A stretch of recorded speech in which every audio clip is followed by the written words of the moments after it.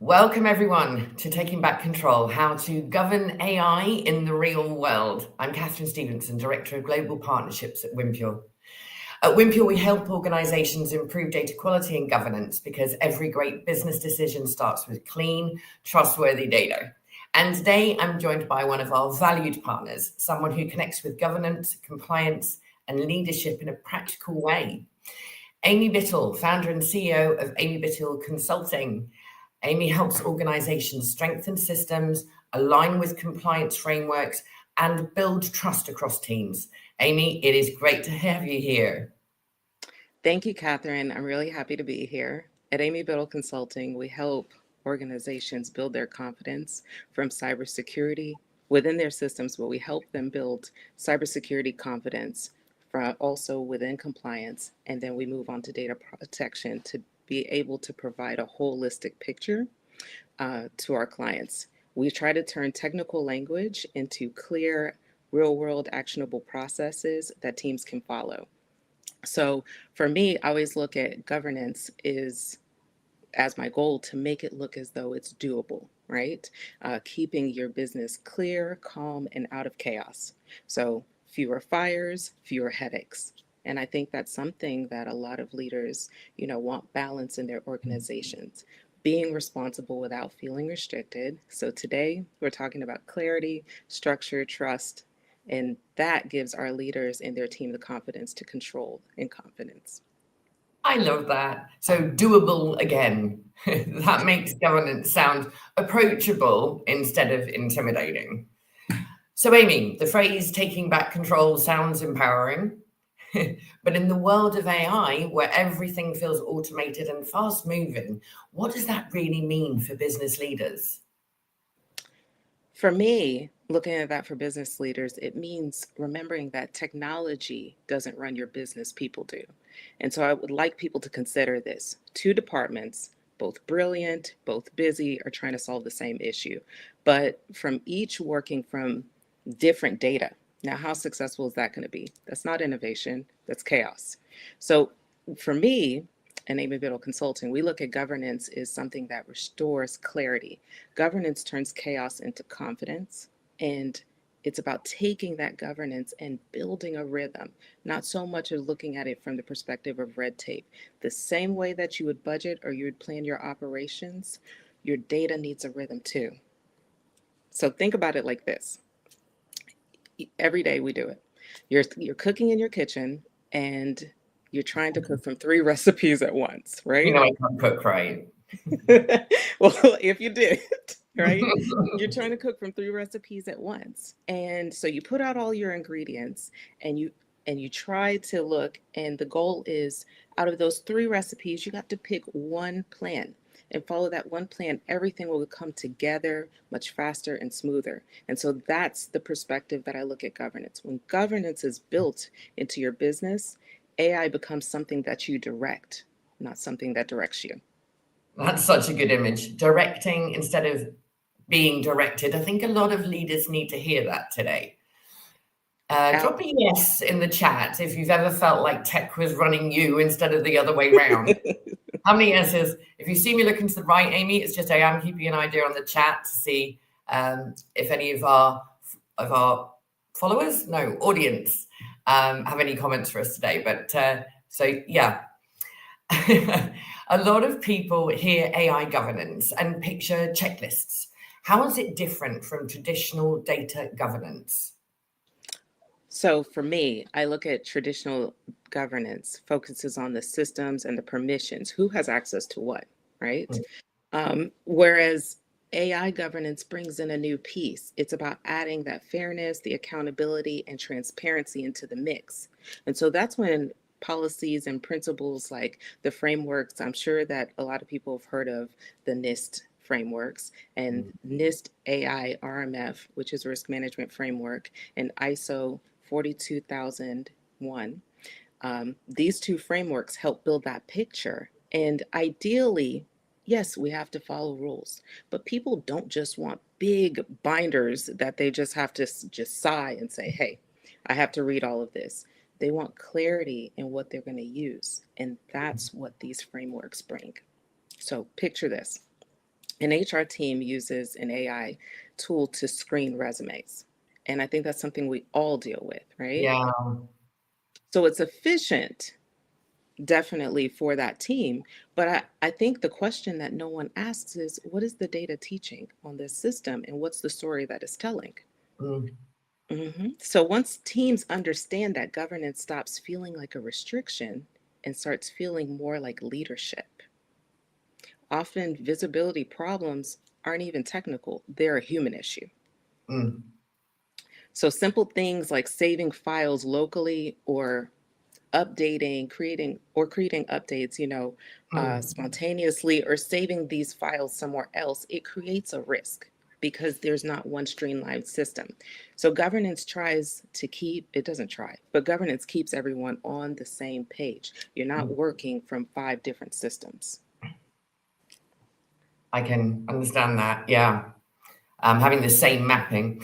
Everyone's lived that 10 versions of the same document floating around, guilty as charged. Let's talk about something every company deals with, data quality. We've all seen messy CRMs. How does governance show up here? And what's the financial impact of not having clean data?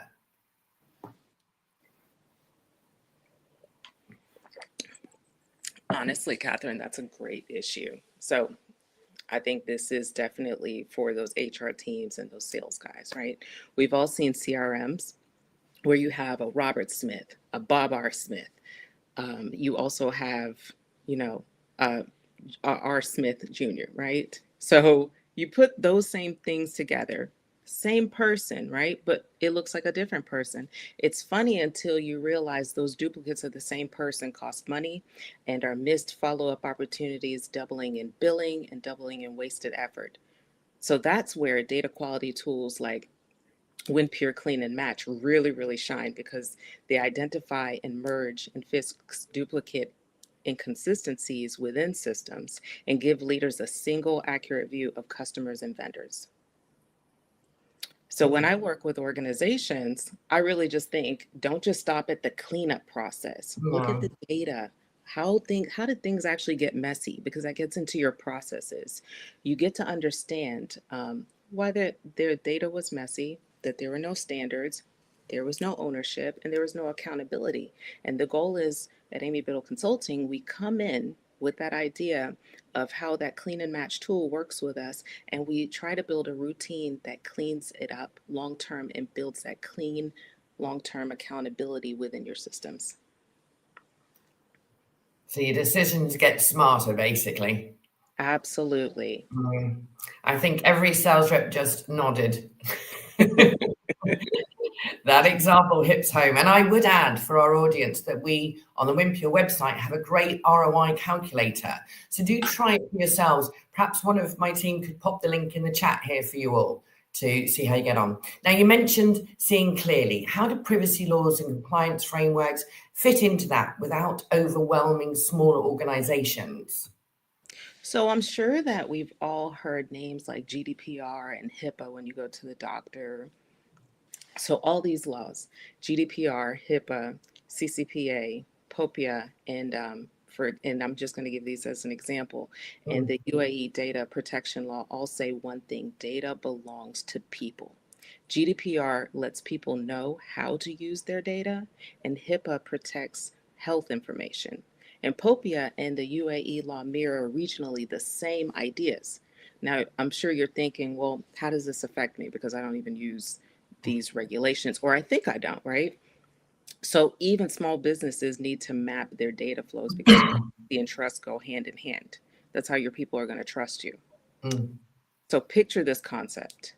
Your company collects data across 5 different systems, and no one says where it actually resides. So when I work with clients, we draw the path so that data enters and travels, and you understand who owns it. So once you can see it, compliance feels very manageable. So, in a sense, just bringing it down to that real world example, Mm. think about our rooms, right? Or think about one of our kids' rooms. Oh It's no. turning on the lights in a messy room. Suddenly, you know what's fine and you know what needs fixing. And that same idea goes back into your business where leaders gain visibility and they gain confidence. That's great. Compliance is as turning on the lights. It makes us feel empowering and not tedious. You said Absolutely. before, government isn't a brake pedal, it's a steering wheel. How can leaders innovate and still stay compliant? Honestly, that is such a great, great question. If you give me a moment, I would think Mm. innovation really. Sometimes people don't actually think that innovation and compliance can work together, innovation and rules can work together.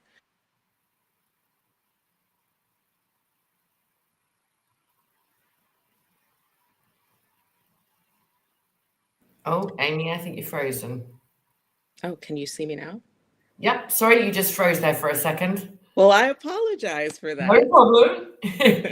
I You look didn't. pretty in the freeze, so that's Well, cool. thank you. Isn't that great? So, governance, just to piggyback, governance doesn't slow innovation, it guides it. So, when people know and they understand the rules, they innovate faster because they feel safer to explore.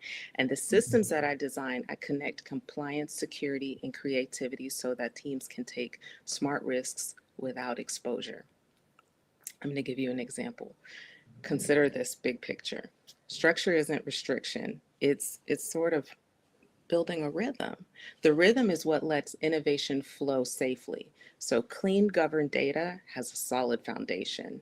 And when trust is built into innovation, that lasts longer and it builds a support structured system.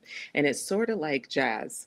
I love random examples, but it's sort of like jazz. You can Like it. improvise all you want when everyone knows the rhythm. I love it. So governance is jazz with guardrails. Love it. Before we wrap up and answer any questions that our audience may have, can you clarify the difference between generative AI and machine learning AI and why it matters for governance? I definitely think this is a question that a lot of people are very interested in, but they don't understand how this all may come together in simple terms. So imagine this one AI model on your data's, on your organization's own data is trained in another way on the entire internet. Which would you actually trust? The customer's privacy? So machine learning, it comes together and builds, analyzes the patterns, right? Right. With the data you put in there, it analyzes the patterns in a structured data to make predictions like detecting fraud or duplicates. And then generative AI, on a different perspective, creates new content, text, or code based on what it's learned. So governance differs on each side. Machine learning needs data quality controls, and generative AI needs ethical and bias oversight. So Hmm. when you train AI locally on your own data, you protect and avoid these so-called hallucinations in a way, right?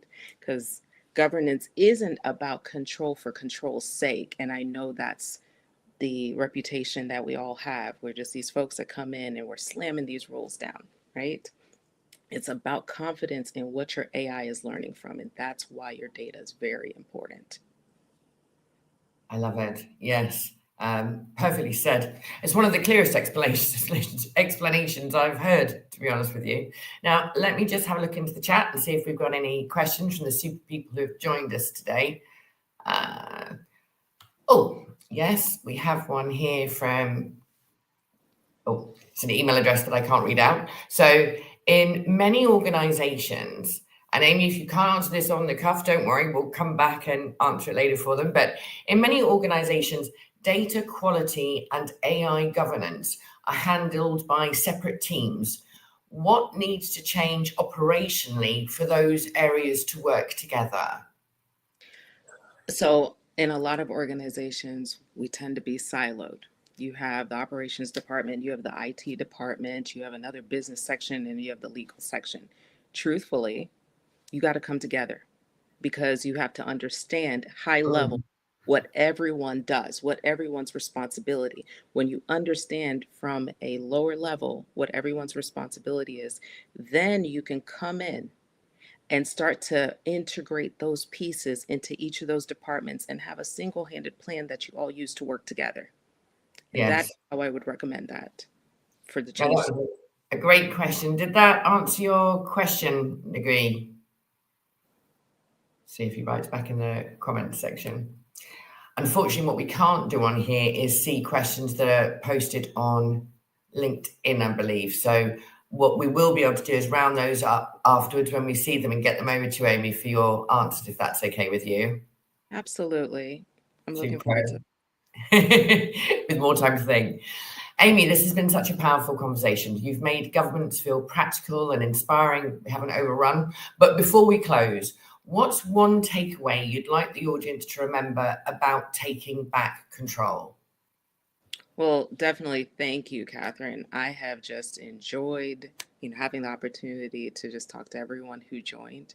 I think one takeaway I would say is consider when your systems are steady, your confidence returns.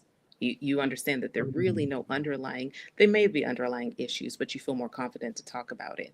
And governance isn't a burden. It's not a group of police that are coming to knock you down. Really, we're your friends. We're here to help you. And so and so when you trust your system's data, you're going to lead with confidence. And for Amy Bittle Consulting, we combine confidence, governance, and compliance to really help an organization build confidence into their systems that work in real life, not just on paper for an audit. So when you turn that structure, as I love to say it, you're going to build that rhythm and stay compliant and stay confident. That's brilliant. And we've just had another question come in from Samir. Hi, Samir. Both of you and I, work with organizations that operate in complex data environments. What are the biggest governance gaps you're seeing right now when it comes to how AI is being adopted? I would definitely say, just for one, you have folks who are using the tools, whether it's for prompts or anything small like that, but leadership doesn't know what tools are being used on their systems, right? So I definitely would think that is one that comes in. That's So very, you may very true. I've had emails from senior figures in organizations saying we don't use your product when they do, but they don't know they do.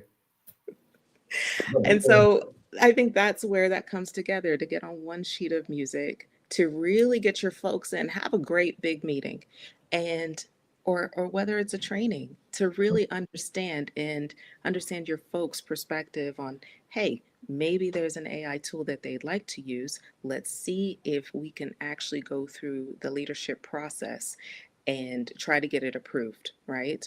And then, Yeah. so then everyone can get trained on this tool, so you don't have so many unauthorized tools on your But would systems. you also agree, because obviously not everybody is going to use, for example, the WinPure tool, but would you agree that a lot of communication about what people are doing, whether it's to do with the WinPure tool or other tools, companies don't really broadcast, by the way, we're using this and this is why we're using it and this is what it's going to help them with, because they don't feel it's a necessary piece of information, rather than saying, this is what we're doing.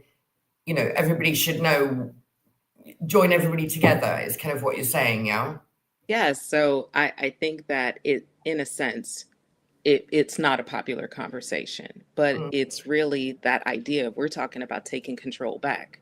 Let's mm. change the way that AI is changing our lives. Let's change the way that we're looking at it. Let's change the way that we're looking at getting our folks together, hearing everybody, and getting buy-in throughout the whole organization. Because then I think once you have that, you're going to have people who are more open to learning and more open to following the rules, which is something that I feel like us security folks love. Once they understand, Absolutely. they're going to follow it. Yes, because they understand why. Whereas Mhm. if you just get asked to do something, it becomes a task or a chore. Whereas if you understand why Exactly. you're doing it and that it's actually going to help everybody, then it's a completely different thing, isn't it? And we've got Yes. another question in here from Chris. Hi, Chris. What's the role of education in preparing people for an AI-driven world? Now that's interesting, isn't it? What do you think the role is? So I do think that's I'm interesting, guessing. because I know that I'm with WinPure right now, but Amy Bittle Consulting also has a partnership with AI certs, where holistically we all are working together to really change that view of AI, and we provide courses in different organizations and different industries to help you understand how things are changing specifically to build that educational piece. Then that's where, from that AI certs portion, that's where after that, my partnership with WinPure comes in and helps you understand the data. Once you understand how to use the tools, and that's how changing in the education works, then we come in with understanding your data and then change everything. So that's how the role of education is working. I hope that helps. Yeah, I hope that answers your question, Chris. I was actually wondering myself when I saw that question, how much education do you think there is around AI? And like you were talking about, legacy AI, generative AI, how much of that's going on in universities, do you think? So I've had some conversations with some university personnel, and it's not, right? Oh, And so for the specific, I can't name them, right? Just out of privacy and respect. But I remember having this conversation even a month ago, because their worry was, I was talking to a leadership department, and their worry was these students are walking in with these tech degrees and other degrees, but AI is being used in a way on their systems without those guardrails. And then also, teachers don't necessarily know how to teach it. And I think that's why this is important. That AI piece of those courses, along with helping our university students and the personnel who actually teach them, is then changing the view and changing how processes work. And I definitely think that's something that needs to go hand in hand. I think you're quite right. Thank you, Amy. And thank you, everyone, for joining us. It's been interesting. Remember, governance isn't about restriction. It's about direction. When your data is clean, your systems align, and your people empowered, you don't just move faster, you move smarter, right? Thank you again for joining us, and we hope you got answers to the questions that you asked us. Thank you for that. If you want to ask more, please feel free to reach out to myself or Amy. But it's been a pleasure. Amy, appreciate you so much. Thank you so much. I enjoyed today, and I'm looking forward to potentially hearing from folks. Thank you. Yeah, please do get in touch with us. Our email addresses are in the chat room. So feel free to reach out, and we'd love to continue the conversation with you. Take care for now. Thank you, Amy. Bye. Bye.